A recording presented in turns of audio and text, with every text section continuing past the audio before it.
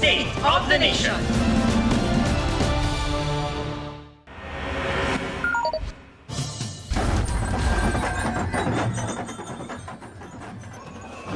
Ang masayang pagtatambol para sa isang aktibidad sa Ati-Atian Festival sa Kalibo, Aklan, nauwi sa Rambulan. Nagpang-abot ang ilang miyembro ng mga tumutugtog ng Drums and Lyres at isa pang grupo. Naghampasan at nagbatuhan sila ng mga musical instrument. Agad rumesponde ang mga pulis pero nahirapan silang awatin ang nag-aaway na grupo. Dalawang arestado na mahaharap sa reklamong alarm and scandal. Tiniyak naman ng lokal na pamahalaan na hihigpitan pa ang seguridad sa iba pang aktibidad ng Ati-Atihan Festival.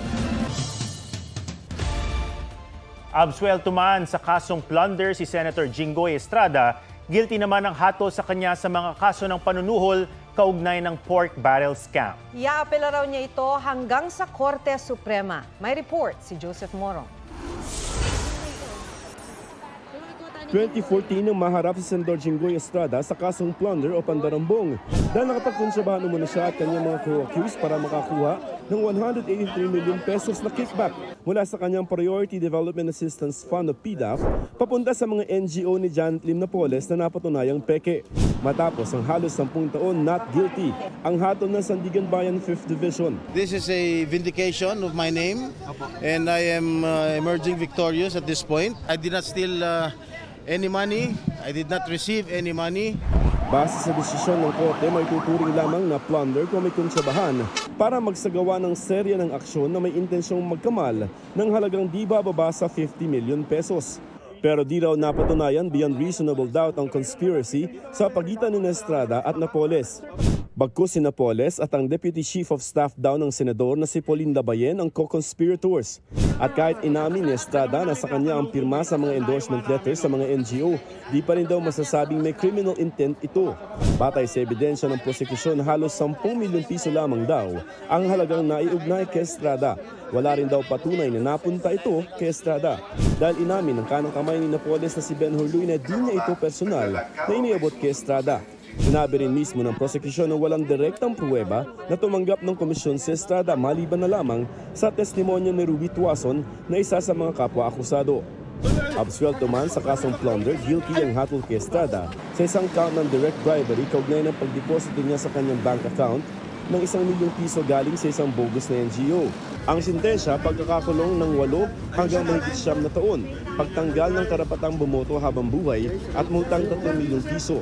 Guilty rin siya sa 2 count ng indirect bribery kaugnay sa pagtanggap niya ng kabuang 5.7 million pesos bilang regalo galing kay Napoles sa pamamagitan ni Tuason noong 2008. Kahit ibinalik ni Estrada ang pera, may ituturing pa rin daw itong krimen. Ang parusa pagkakakulong ng 2 taon at 4 na buwan hanggang mahigit 3.5 taon, suspensyon sa public office at perpetual disqualification sa pagboto.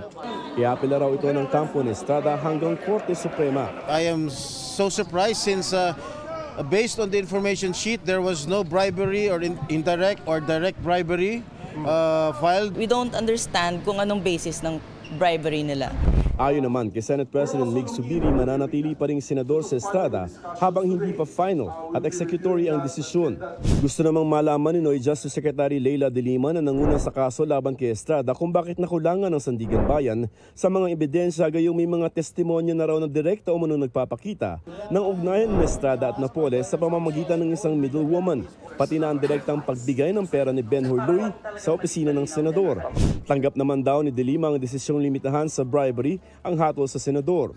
Si Napoles naman acquitted din sa plunder pero guilty sa corruption of public official. Si Labayen naman pinaghahanap pa rin. Sinusubukan pa ng GMA Integrated News na kunan ng pahayag ang ombudsman. Joseph Morong, nagbabalita para sa GMA Integrated News. 10 na ang patay sa landslide sa Moncayo, Davao de Oro. 3 bangkay pa ang na-recover ngayong araw. Kabilang dyan ang 11 babaeng naghagis sa isang sanggol para makaligtas sa pagguho. Pansamantala munang inihinto ang paghahanap sa isa pang nawawala dahil sa malakas na ulan. Sa Davao City naman, 2 patay sa magkahiwalay na insidente ng landslide kasunod ng pag-uulan. 7 taong gulang ang namatay sa Marilog District. Sa Buhangin District naman, naitala ang isa pang landslide na kumitil sa buhay ng isang lalaki.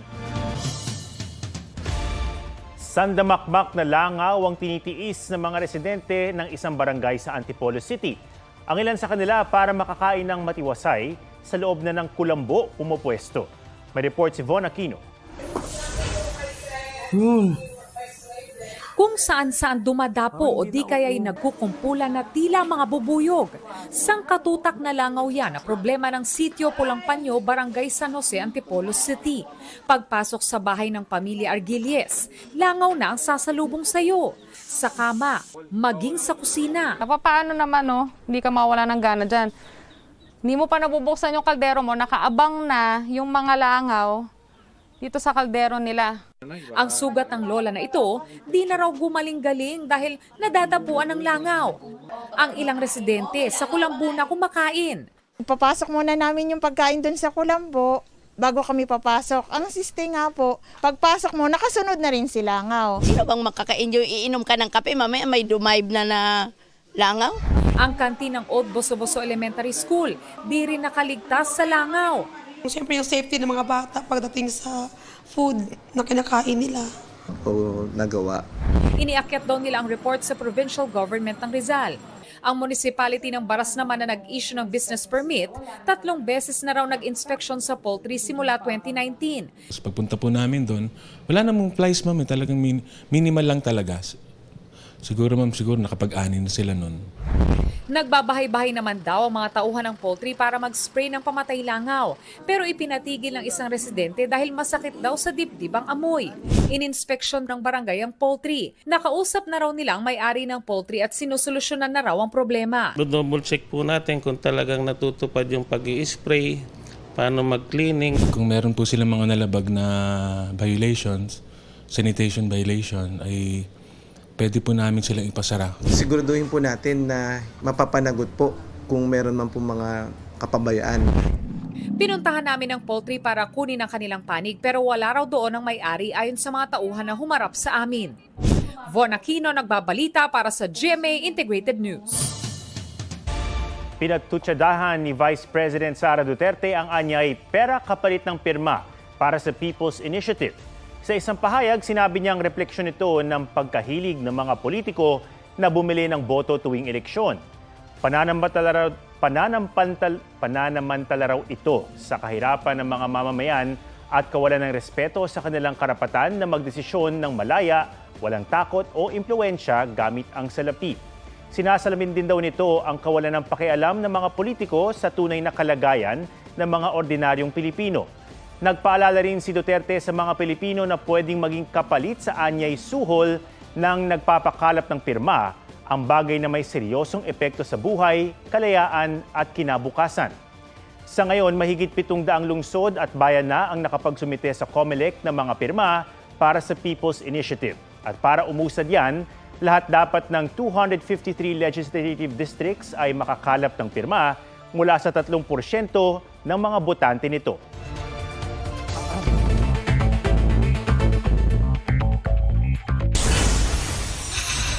Presyo ng sibuyas nananatiling mataas sa kabila ng mababang farm gate price. Ayon sa Department of Agriculture, 50 to 70 pesos ang farm gate price nito at pwede pa raw bumaba pagsapit ng anihan sa Pebrero. Pero sa ibang pamilihan, 120 hanggang 160 pesos kada kilo ang red onions. 100 to 120 pesos naman ang white onions. Para mapababa ang presyo ng sibuyas na sobra-sobra ang supply ngayon, pansamantalang ititigil ng DA ang pag-aangkat nito hanggang Mayo. February 9, idineklarang special non-working holiday ng Malacanang. Para yan sa pagdiriwang ng Chinese New Year na mangyayari kinabukasan February 10. Tatapat ang bisperas ng Chinese New Year sa araw ng Biyernes, kaya makakapag-long weekend ang publiko. Bernadette Reyes, nagbabalita para sa GMA Integrated News. Adventure of a lifetime para sa ilang Pinoy fans na makadalo sa concert ng British rock band na Coldplay. May report si Katati Bayan. Nagningning ang Philippine Arena sa dami ng dumalo sa unang araw ng Manila-led concert ng Music of the Spheres World Tour ng Coldplay. Lumabas ang bokalistang si Chris Martin kasama ang bandmates na sina Guy, Phil, Will, and Johnny. Dumagundong ang venue sa hiyawan ng fans. Kabilang sa kinanta ng Coldplay, ang Higher Power.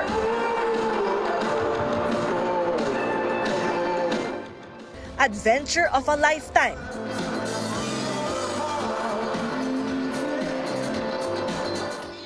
At Paradise.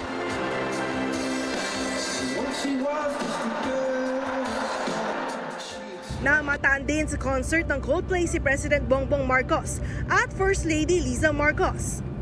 Para sa 13-year-old student na si Zach Arenan, hindi lang basta mang kanta ang hatid ng Coldplay. Yung lyrics lang tapos yung music, sobrang nakarelate lang talaga ako. Tapos, it's not only sad, pero sometimes it's a sign of hope naman para sa akin. Mapa Gen Z at mga young at heart, fans din ng Coldplay. Gusto ko yung music nila. Pure, cool, clean. I feel like Coldplay really has music that has helped my soul heal a little bit. It really helped with my mental, physical, and spiritual health. Humanga lalo si Zel Arana na malamang environmental advocates ang Coldplay. Nangako ang banda na sa bawat ticket na may bebenta sa World Tour, tutumbasan ng isang itatanim na puno. Akala ko nga hindi na sila mag-concert ulit kasi 'di ba last time ayaw nila yung carbon footprint of doing a world tour, pero yun may kapalit pala, so yung trees na mapaplant. Katatibayan nagbabalita pa sa GMA Integrated News. Naranasan ng matinding traffic sa North Luzon Expressway ngayong Biyernes kasabay ng concert ng Coldplay. Bumper to bumper ang mga sasakyan mula sa Balintawak Toll Plaza papasok ng NLEX. As of 9 p.m., sinabi ng pamunuan ng NLEX na inabot ng 700 metro ang traffic buildup. Susunod, sawang pumulupot sa poste ng kuryente sa Pangasinan, nagdulot ng takot. Nagdulot ng pangamba sa mga residente ng Calasiao, Pangasinan ang isang sawa sa poste ng kuryente. Ayon sa isang nakakita, posibleng kumain ang sawa sa isang puno at gumapang sa poste, kaya nakuryente ito. Sugatan ito at nanghihina. Agad itong ibinigay sa Provincial Environment and Natural Resources Office. Ayon sa otoridad, lumalabas mula sa kanilang lungga ang mga sawa tuwing feeding season o kapag gutom. Sa isang international student assessment kamakailan, pang-77 ang Pilipinas sa 81 bansa o panlima sa pinakamababa. Pero may mga batang pinagmumulan ng pag-asa. Yan ang pinakabagong isyong tututukan ng The Atom Aralio Specials. Araw-araw, milyon-milyong estudyante ang pumapasok sa mga eskwelahan sa buong bansa. Hindi alintana ang mga pagsubok. Medyo inabutan kami ng napakalakas na ulan dito sa Laon. Susuungin ng dagat. Tatawirin ng mga ilog. Maglalakbay. Maging sa himpapawid. Para lang matuto. Nakamamangha ang determinasyon at sakripisyo ng mga estudyanteng Pilipino. Nagsulatan mo daw! Sumisibol ang pag-asa dahil sa mga bata na ang tumutulong sa mga kapwa kabataan. Abangan ngayong linggo, 3:15 p.m. sa The Atom Aralio Specials.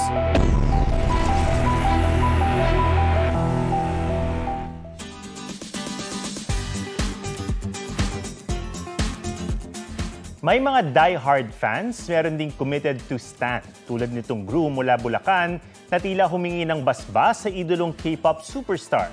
Mukhang nagpaalam pa siya kay Twice member Mina bago ikasal. Crush ko ito mamaya, titignan ko lagi sa para mabilis ang I do. Yan ang nasambit ni Paul Vispo nang bigyan ng soon-to-be wife ng photo card ng kanyang K-pop stan. Habang naglalakad pa altar ang bride na si Pat, kinuha pa ni Paul sa bulsa ang litrato at tiningnan ito. huling sulyap kay Mina bilang single.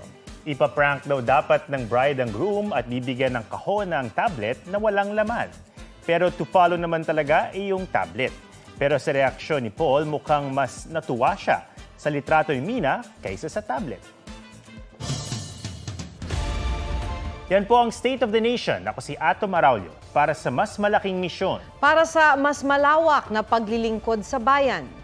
Ako si Maki Pulido mula sa GMA Integrated News. Ang News Authority ng Pilipino. Mga kapuso, alamin ang State of the Nation. Mag-subscribe sa GMA Integrated News sa YouTube. Sa ating mga kapuso abroad, samahan nyo kami sa GMA Pinoy TV at sa www.gmanews.tv.